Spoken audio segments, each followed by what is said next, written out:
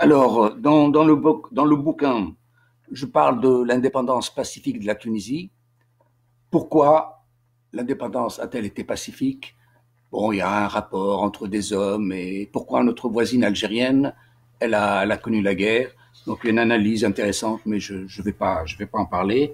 On parle ensuite de la République de Tunisie.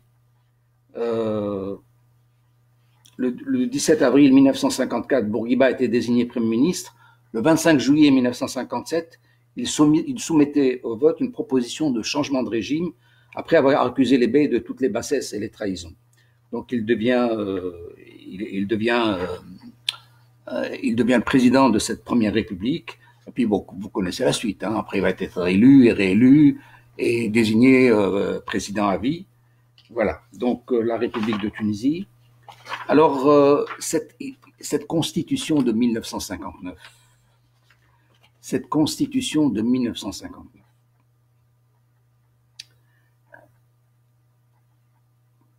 cette constitution de 1959 établit dans son premier article, elle affirme déjà son identité arabo-musulmane.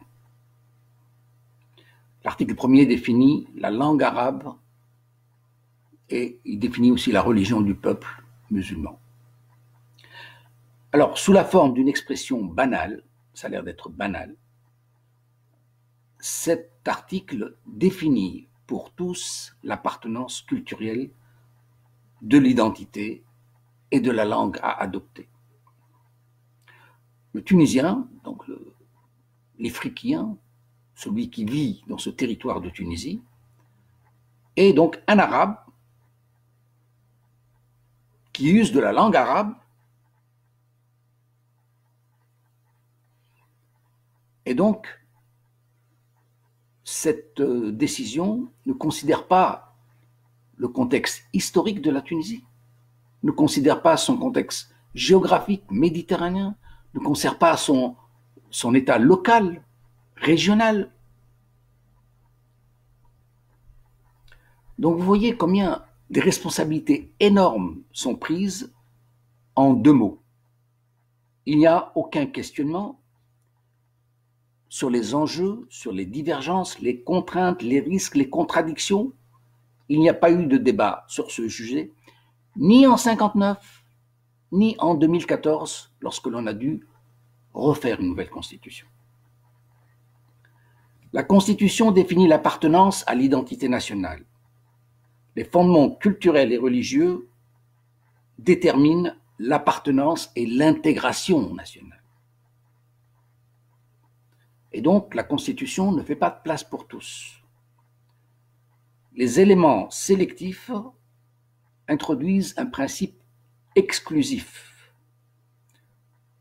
Donc, c'est une condition, donc c'est une discrimination qui ne s'applique pas à tous les gens. Et donc, il y a une exclusion d'une partie de la population qui n'est même pas citée. Elle n'est même pas évoquée.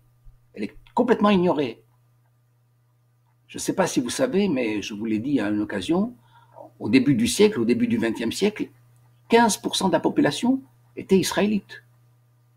On a des textes où l'on parle du pays des Juifs. C'était l'Afrique du Nord. En plus, si on rajoute ceux que l'on qualifie de colons, en fait, ce sont des migrants, ils sont venus de Malte, ils sont venus pauvres, ils sont venus misérables, ils sont venus avec des graines, ils ont cultivé, ils ont travaillé. Qu'est-ce que tu viens les qualifier de colons? Qu'est-ce que ça, enfin, colon, on entend le sens dominateur ou le sens ouvrier. Donc le mot colon a évolué. Il a évolué de manière néfaste. Mais à l'origine, c'est comme tu dirais aujourd'hui un migrant, un immigré ou un réfugié. Oui, il est venu de loin, il cherche du boulot, et il s'engage, il donne sa sueur, etc. Donc, pourquoi est-ce que cette Tunisie, en 1959, déclare-t-elle cette appartenance arabe et islamique?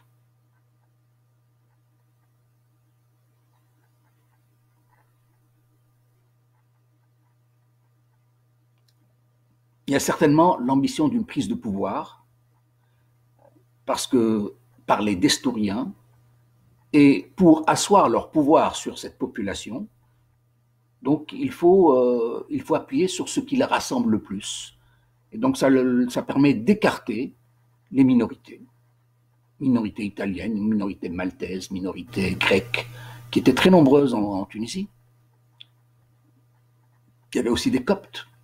Je ne sais pas si, moi, ma grand-mère, par exemple, les grosses RT, c'était Yaqopti. Yaqopti, Yegrigi, tu vois, c'était, on donnait des particularités à des populations, et si on avait un comportement fourbe, on était copte, et si on avait un type comportement, je sais plus quoi, c'était grigi, c'était, enfin, on attachait des défauts à des nationalités. Mais bon, c'était l'époque qu'ils voulaient comme ça. Bon, ça s'est terminé tout ça. De toute façon, bon, peu importe, c'est pas la question. Donc, l'ambition d'une prise de pouvoir d'une clique qui clame l'arabo-islamisme pour tenir la gouvernance. Et donc, ça permet de taire les différences. Quand vous clamez l'arabo-islamisme, bon, il y a aussi le parti destourien est la seule force, à ce moment-là, qui existe, la seule force intellectuelle.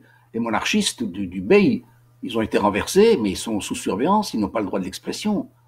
Et les communistes, ils sont interdits. Ça, ce sont pour les extrêmes, mais toutes les opinions ne sont pas représentées. Donc nous avons le parti destourien qui fait l'histoire et qui définit la nationalité par rapport à la religion et à la langue. J'aurai l'occasion de revenir sur la langue, parce que la langue arabe, je vous l'ai dit, quand on dit nous arabes, quand on dit arabe en tunisien, arabe, ça veut dire tunisien. Mais le arabe tunisien, c'est pas le tunisien de l'arabe officiel. Donc vous voyez, on confond les mots, Donc on est en train d'adopter une langue officielle qui n'est pas pratiquée en Tunisie. Alors, je dois vous dire une chose aussi, c'est-à-dire que lorsque vous basez un pays sur des aspects culturels et religieux, spirituels, quand vous basez l'identité, le fondement d'une nation, mais vous savez que ça évolue, hein, les sociétés sont mouvantes. Et vous savez qu'en 1843, le Bey Ahmed avait renoncé à l'osmanli. Vous savez, comme la constitution de 1959, elle change de langue, eh bien lui, bon, il n'y avait pas de texte officiel, mais il a arrêté l'osmanli. Il a déclaré l'arabe en 1843. Le Bey, parce que c'est un royaume arabe d'Afrique du Nord. C'est ce que disait le Bey Ahmed en 1843. Donc je coupe avec l'osmanli parce que c'était le turc, et même si lui était d'origine turque, eh bien on coupait avec la langue des Ottomans, on n'avait rien à gagner avec eux. Et le souverain a adopté, a pratiqué la lingua franca, je vous en ai déjà parlé. Et donc il pratiquait la lingua franca qui était beaucoup plus pratique avec les Italiens, avec les Français, puisque bon, il y a du latin, il y a un peu d'arabe, il y a plus du latin, bon, c'est une langue plus compréhensible que la langue arabe pure ou le turc. Voilà. Donc vous voyez, les cultures évoluent. Donc on a adopté l'arabe en 1843 par rupture à l'osmanli, par rupture au système ottoman. Et le système ottoman, on n'en avait rien à gagner, on devait que payer, il y avait pas de retour.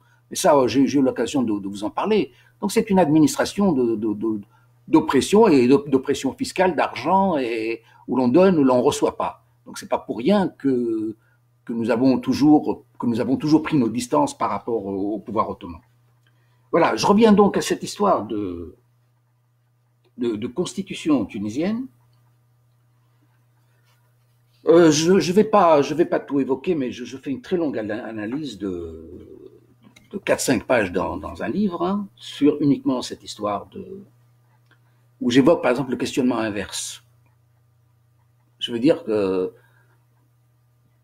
est-ce que les origines matrimoniales ou les idées d'une personne peuvent déterminer la nationalité, contraindre à la nationalité? Que signifie arabe? Que signifie musulman? C'est quoi musulman? C'est croire à un Dieu ou être soumis à la paix. Donc il faut savoir ce que c'est que musulman, puisque c'est la condition pour être tunisien. Qu'est-ce que c'est que... Et puis ces musulmans quoi? Ibadites, malékites, quel type de musulmans c'est faire sa prière 5 fois par jour. Donc on est en train d'introduire quelque chose qui varie selon les individus et qui va fonder l'État. Est-ce que c'est la naissance? Et c'est quoi ça? Donc la langue aussi, la langue arabe, c'est quoi? C'est la langue de l'Arabie? C'est la langue de notre langue à nous? C'est quoi, c'est l'arabe officiel? Ou c'est une langue à construire? Voilà. Alors on peut poser aussi d'autres questions. Euh, la religion peut-elle imposer des comportements individuels à une nation? On y arrive, hein? Mais objectivement, est-ce que vous pouvez imposer aux gens des types de comportements? Je sais que ça se fait aujourd'hui, mais logiquement, est-ce qu'on peut imposer à quelqu'un je ne comprends pas, enfin, de fermer à telle heure ou de ne pas vendre ou parce que c'est Ramadan ou de ne pas boire ou de ne pas prendre de jus de pomme ou des choses comme ça. Est-ce que l'on peut imposer ça à tout le monde? Est-ce qu'un État de citoyens peut imposer des choses pareilles? On y arrive, hein. Aujourd'hui c'est le cas, oui, c'est vrai. Mais objectivement, est-ce qu'on peut imposer des choses pareilles? Est-ce que, est-ce que les dirigeants d'une époque peuvent définir et imposer une identité sur l'immanent, c'est-à-dire sur le passé, sur le présent, sur le futur? Est-ce qu'on a le droit de parler au nom du passé et au nom du futur? Et est-ce que l'histoire de Tunisie, elle est arabe? Qu'est-ce qu'ont fait les Arabes? Qui sont les Arabes? C'est les Omeyyades, les Abbassides, c'est qui? Chacun est venu avec quelque chose et chacun a été guerroyé et chacun a fait des pillages et chacun, il y a eu des guerres religieuses, il y a eu des bagarres, ça l'histoire nous l'a montré. Alors, c'est quoi, quand vous venez, mais aujourd'hui, vous voulez dire que c'est un peuple arabe, mais arabe depuis quand? Et puis arabe, c'est quoi? Donc, vous voyez, deux mots, là, je pose uniquement par des questionnements inverses. Et les questionnements inverses, à partir du moment où ils mettent un doute, on peut pas appliquer quelque chose dès qu'il y a un doute, dès qu'il y a une contestation.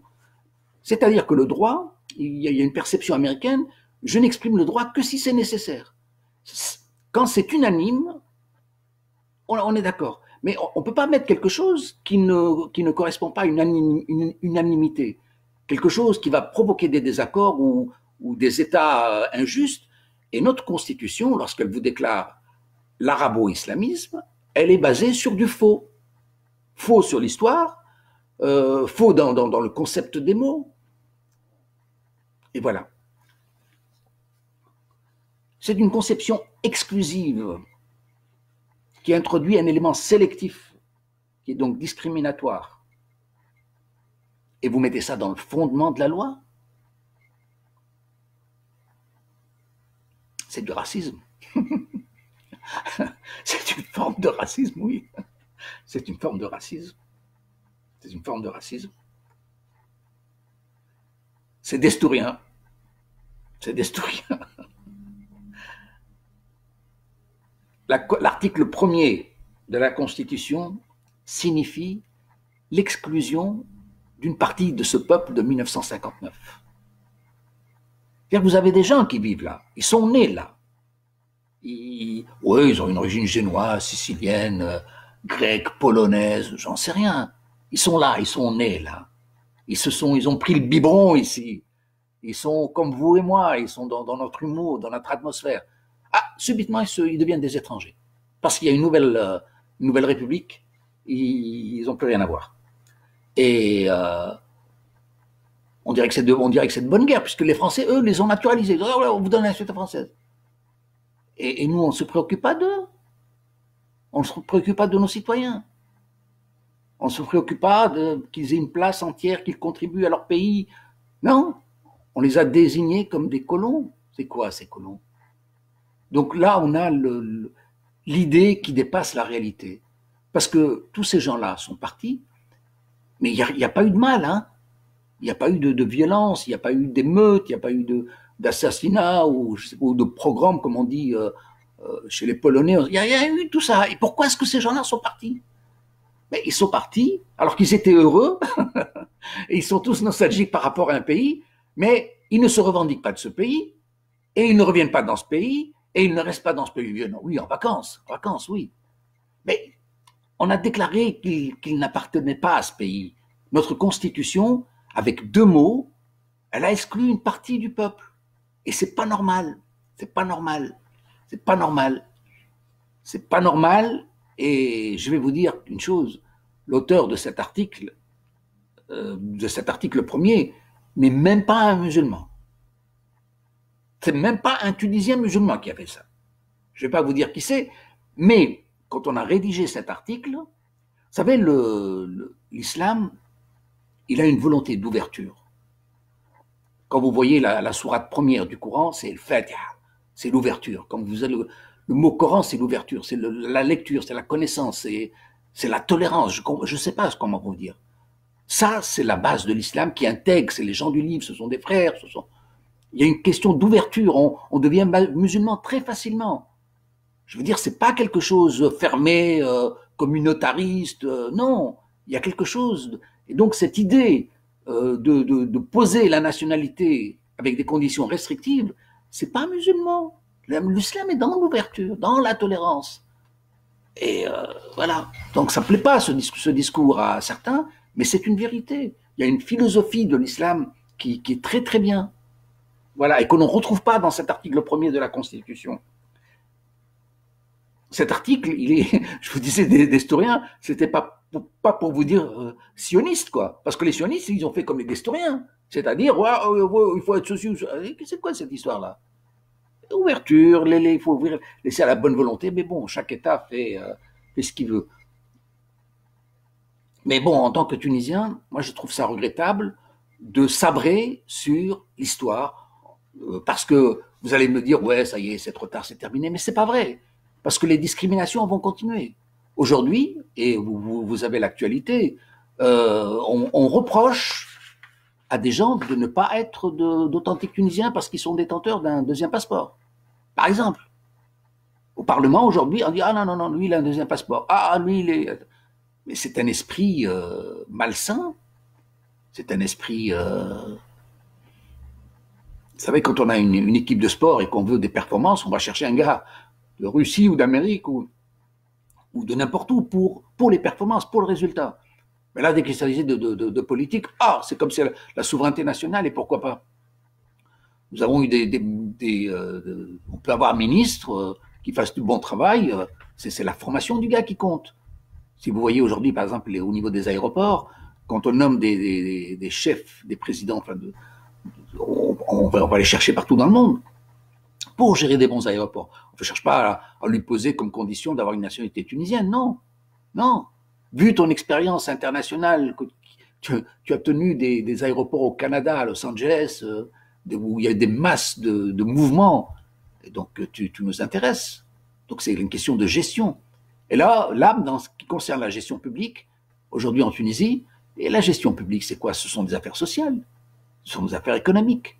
Et là, on a des députés qui s'éclatent et qui font des discriminations à l'égard des Beldia, à l'égard des ceux-ci, à l'égard de ceux qui ont un deuxième passeport, à ceux qui ne parleraient pas la langue officielle ou qui mettent des mots en français. Mais enfin, ça va loin tout ça.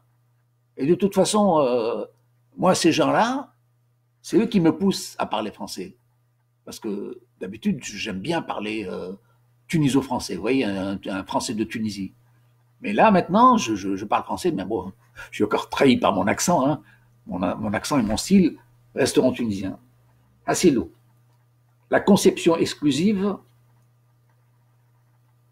Donc les minorités ne sont pas reconnues. C'est encore pourquoi les minorités ne sont pas reconnues. Vous savez, un pays comme la Mauritanie, toutes les minorités sont reconnues. Ah, mais c'est des minorités Bambara, des minorités de ceci, des minorités de cela.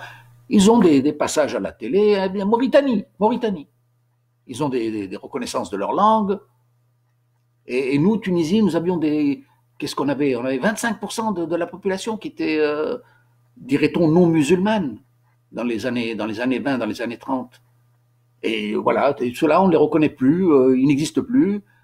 C'est-à-dire gentiment, diplomatiquement, vous ne faites pas partie du pays. Et eux-mêmes ne se sont pas défendus. Bon, ils avaient la nationalité française, c'était tellement facile. Et puis toutes les entreprises quittaient, et puis bon, et donc on a eu un flux d'exode, et on a perdu une part de toutes ces minorités. Alors, l'article premier, les constats de l'article premier sont faux, inutiles, nuisibles, conséquents sur les États, les droits, les personnes. L'article premier affirme une contre-vérité, enferme la nation, atteigne aux personnes, fragmenter les populations, extirper les minorités, ignorer l'histoire, décomposer le peuple tunisien, purifier l'appartenance identitaire, désintégrer la richesse sociale, soumissionner à une idéologie ombrageuse, éradiquer les déviances, excluer les libertins, les libres penseurs, les originaux.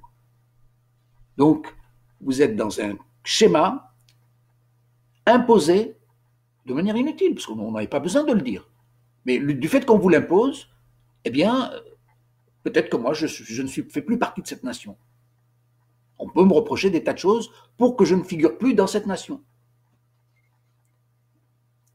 Il projetait, je parle de l'article 1er toujours, dans la loi fondamentale, une identification restrictive, discriminatoire, renfermante, anti-volontariste, conséquente, inutile. Anti-volontariste, ça veut dire quoi? Ça veut dire que si un individu veut devenir tunisien, pourquoi est-ce qu'il ne pourrait pas devenir tunisien? Il veut vivre dans ce pays, il restera toute sa vie un étranger. Et c'est arrivé. C'est arrivé. Moi, je connaissais un Palestinien qui était médecin, qui est venu en Tunisie, mais comme il n'était pas tunisien, il n'avait pas accès à la propriété. Donc il a travaillé, il a mis de l'argent de côté, et puis un jour, boum, il est parti au Canada, avec tout son pognon. C'est une fuite de capitaux, une fuite de savants, qu'est-ce que tu veux que je te dise? C'est un exemple, mais il aurait dû être en Tunisie, faire des petits Tunisiens. Non, c'est pas le cas. Et donc, là, c'est l'exemple d'un Palestinien qui s'est réfugié en Tunisie après la crise palestinienne, du Liban. Mais les autres, là, tout ce qu'on appelle, disons pour la Tunisie, parlons de les pieds gris ou les pieds noirs, ils sont en France, ils ont leur accent, ils ont leur humour, notre humour, il y a beaucoup de points communs entre nous, énormément, énormément. Ben, ils sont partis vers un pays qui ne sont pas... Voilà. L'expression constitutionnelle atteignait à la riche histoire d'Ifriqiya, n'inclurait pas la diversité des populations et des originalités, de l'origine de chaque individu et du volontarisme de chacun. Ce peuple de 1959 était assez diversifié, carrefour de civilisation, produit de notre histoire. Voilà.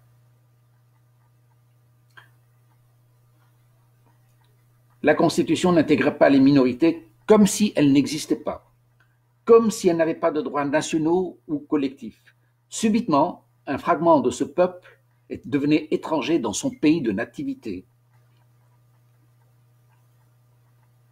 Les minorités n'avaient pas été reconnues, ne pouvaient pas participer à la nation, ni accéder aux fonctions publiques, ni tenir quelconque rôle sociopolitique dans la gouvernance, la possession de la terre, la propriété, l'ensemble des activités professionnelles liées au droit, à la justice. Les non-arabes et non-musulmans n'étaient plus des Tunisiens. Soudainement, ils étaient étrangers dans leur pays de nativité, n'intégraient plus leur nation en raison de fondements culturels, raciaux, religieux. C'est du pur racisme. C'est du pur racisme.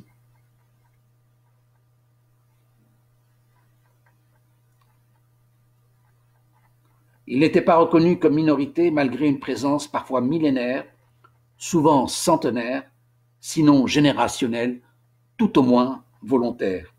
Ils n'avaient plus de place ni d'avenir dans leur pays. Voilà.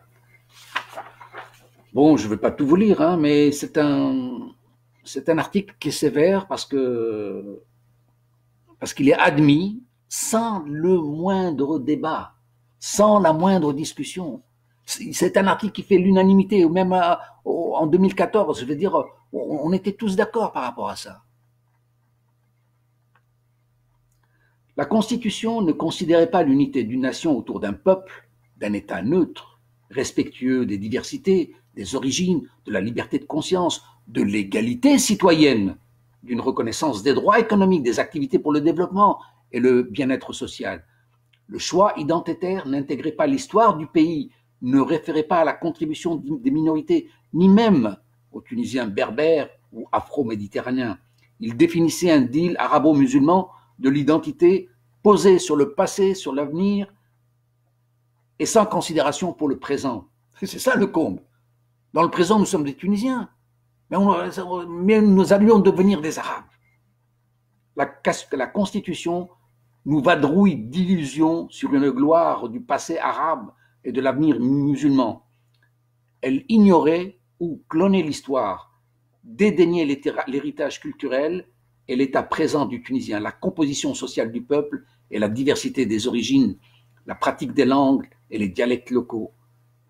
Elle s'imposait d'autorité d'une appartenance quasi ethnique, sans considération de l'appréciation individuelle.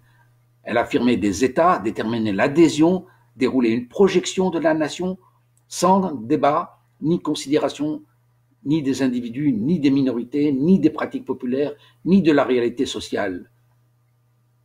C'est-à-dire que vous deviez fondre dans le projet arabo-islamique ou disparaître. Tel fut le funeste projet constitutionnel qui finit par exclure l'éminence d'une société. Ce mouvement voulait se déconfiner de la tutelle coloniale pour s'agglutiner rapidement à un bloc illusoire. Une constitution tribale et discriminatoire fut adoptée en 1959, tout en se clamant de tolérance et de laïcité, de creuset culturel et de carrefour de civilisation. La Tunisie adoptait des principes raciaux sans prétendre au racisme. Quelconque nomade devait avoir plus de droits qu'un ourigli converti. Quelconque incompétent disposerait d'un avantage culturel de langue et de religion. Quelconque universitaire devait traduire ses aptitudes en langue arabe pure officielle. Quelconque serment public devait consacrer la religion.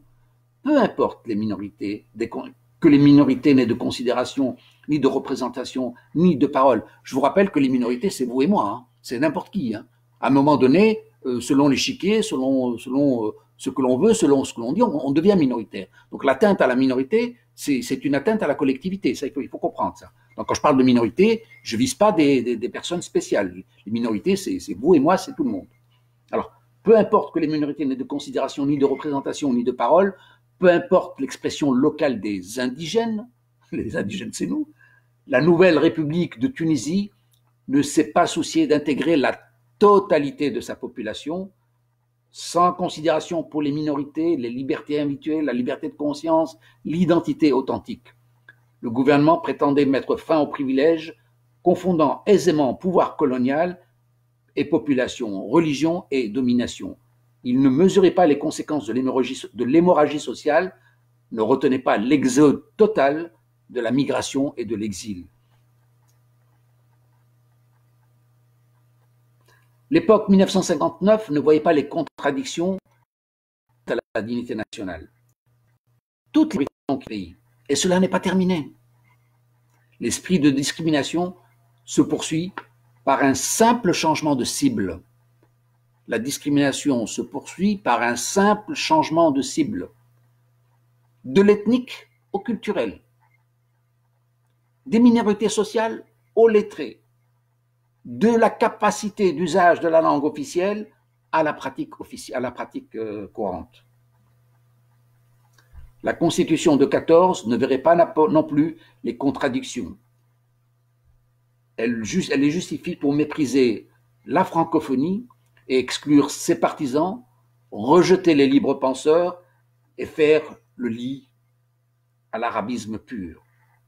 La langue française a beaucoup perdu de son rôle dialectique pour la connaissance, le débat critique, la connaissance fondamentale. tous les gouvernants de Tunisie se sont efforcés de diminuer son intérêt par maladie jalouse d'un idéal du passé. Les néo-révolutionnaires proviennent de se creuser. Ils porteront les débats politiques avec leurs références culturelles d'éducation, imposant leurs contraintes de communication et autres formes de discrimination. Pourquoi inscrire dans la loi fondamentale l'inutilité d'une expression restrictive? Vous voyez, pourquoi le dire? Laisser la société évoluer. Quand vous voyez, les Américains, par exemple, ne déclarent pas de langue officielle. Mais aujourd'hui, c'est l'anglais, parce que c'est l'anglais qui est le plus usuel. Mais dans le sud, l'espagnol a beaucoup d'influence. Donc, il faut connaître l'espagnol. Mais on n'a pas eu besoin de le dire, ça va changer. Peut-être que les hispaniques deviendront des anglophones, peut-être pas. Donc, on laisse la société évoluer et elle est mobile, la société. Elle est mobile, il faut la laisser évoluer. Et imposer une loi, ne le faire que si c'est nécessaire. Et là, en 1959, on a déclaré quelque chose qui était peut-être valable pour l'idéal d'une opinion, mais c'est pas le cas de tout le monde. C'est pas le cas de tout le monde. Alors nous, on a vécu les années 60 et 70 en Tunisie, donc on a vécu dans ce monde qui n'existe plus aujourd'hui, dans ce monde mélangé, extraordinaire. Nous avons des souvenirs, je n'ai pas besoin de rentrer dans le privé, mais c'était fabuleux, et même du temps de mon père. Hein, mon père me parlait, il me dit oui, le voisin c'est le Maltais, l'autre c'est un Grec, l'autre c'est ceci, cela, et c'est une richesse, une amitié qu'il y avait, une fratrie. On fêtait toutes les fêtes chrétiennes, les fêtes musulmanes, les fêtes juives, parce que à chaque fois c'était l'occasion, on vous donnait de l'arcida, on vous donnait de ceci, et il s'est fait un respect entre les gens. Et tout ça, ça a été oublié, et aujourd'hui c'est dénoncé, comme si c'était une obstruction, mais pour revenir au souvenir de l'immédiat. Alors, l'identité culturelle religieuse était-elle nécessaire pour un pays?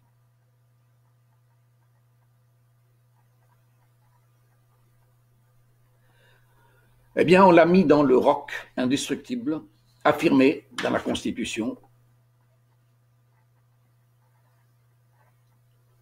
Et cette discrimination de la Constitution, ce qui est important que je vous dise là, quand vous posez un élément discriminatoire, ok, vous voulez porter atteinte à certaines communautés, d'accord, parce que vous les suspectez de vouloir ou de pouvoir dominer une société, ce qui n'est pas vrai, hein, ce qui n'est pas vrai. Parce que les communautés ne sont pas des blocs, hein.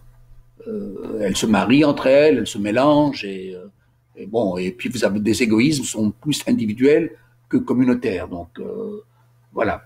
Alors, quand vous mettez des discriminations contre des cibles,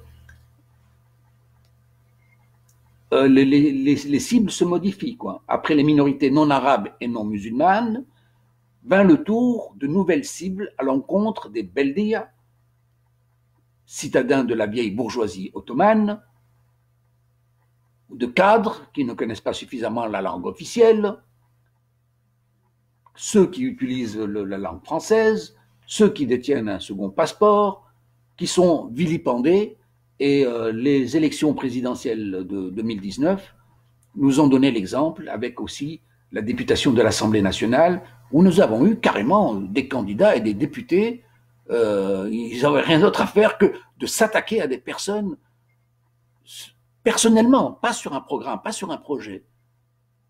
Voilà. Alors, la conséquence, bien sûr, c'est l'exil, c'est l'expatriation. Et vous savez, ces pieds gris de Tunisie, hein, ils ont fait leur vie, ils ont réussi. Hein, ne vous inquiétez pas pour eux. Ils ont souvent de très très bonnes situations en France, en Amérique et ailleurs. Donc pour eux, c'est pas un problème. Hein. Mais ce qui est dommage, c'est qu'ils auraient pu contribuer au développement de la Tunisie. Et quelque part, quand vous avez eu la période de croissance de la France dans les années 60, les rapatriés d'Afrique du Nord ont beaucoup contribué à ce développement. Et ces gens-là auraient pu contribuer au développement de l'Afrique du Nord. Et imaginez hein, imaginez une autre forme d'association. Imaginez qu'on ait mis en valeur l'Afrique du Nord. Mais c'est comme mettre en valeur la Corée du Sud. C'est comme mettre en valeur la Corée du Sud vis-à-vis du Japon. Et aujourd'hui, la Corée du Sud, elle dépasse presque le Japon. Parce que, vous voyez, dans le cas du Japon, le savoir-faire a été transféré. Et nous, on n'avait pas besoin de transférer, puisqu'il était déjà en Afrique du Nord. Les grandes entreprises. Et quand les Français sont partis, quand le pouvoir colonial français est parti, le pouvoir du protectorat, eh bien, les entreprises sont parties avec, ils sont repartis en France. Renault s'est installé à Paris. Enfin bon, je ne sais pas s'ils s'étaient déjà installés, mais en tout cas, ils ont pris de l'intérêt, alors qu'on aurait pu avoir des Renault en Algérie. On aurait pu, Peugeot était en Tunisie. Cinzano, qui développait les anisettes, les alcools, eh bien, c'était une entreprise italienne de Tunisie. Aujourd'hui, c'est une des plus grandes sociétés du monde. Donc, imaginons que les choses se passent dans la coopération. On aurait eu un bloc plus. Mais aujourd'hui, on est dans la rancune, etc. Enfin bon, je vais pas aller dans le détail de ces choses-là, mais ce qu'on voit, c'est que le bloc africain se décompose, les États sont indépendants, et le Maroc, il est plus vers les Américains, les Algériens sont plus vers les Soviétiques, les Tunisiens, ils sont plus mange-tout, socialistes, et malgré tout, on les veut arabes, et ce bloc arabe, il existe toujours pas, et voilà. Bon, je sais que mon discours va déplaire. Je vais avoir beaucoup de pouces négatifs, mais il faut bien avoir une opinion divergente pour mieux. C'est une opinion critique. Et ce que je vous disais tout à l'heure, c'est que les pieds gris sont repartis. Pour eux, c'est pas un problème. Mais lorsque la discrimination est inscrite chez nous, après, elle se retourne contre d'autres cibles. Et ça, c'est pas sain, c'est pas bien. Voilà. Je sais pas, je ferai peut-être une dernière page parce qu'il y a des choses très intéressantes dans ce bouquin. À part ce sujet-là qui, à la fin, bon, il n'est pas polémique, mais il analyse en fait des faits concrets qu'on adopte et on ne se rend pas compte combien ils sont critiques. Malgré l'évolution des jasmins, malgré tout ce que vous voulez, il y a encore des éléments, voilà. Et je crois que surtout l'élection du président Saïd va beaucoup contribuer à un retour aux sources, à un retour à notre identité tunisienne, je pense. Hein. En tout cas, je l'espère, moi. Allez, salam alaikum.